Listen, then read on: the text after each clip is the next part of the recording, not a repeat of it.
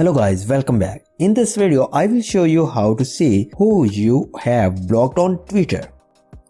First step is go to www.twitter.com in your web browser.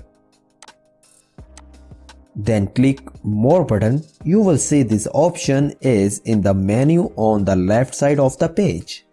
Then click Settings and Privacy. It's in the second section of option.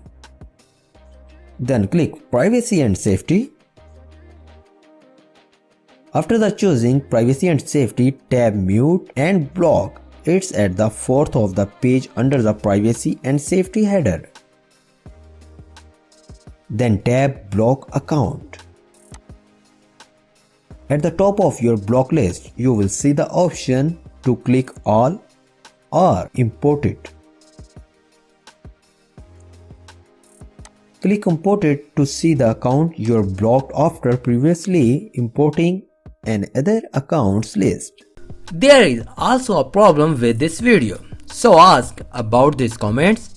Any problem related to social media and internet, let them know in the comments bar so that a video can be made on it.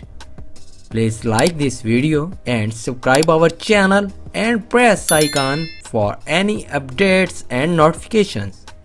Thanks for watching.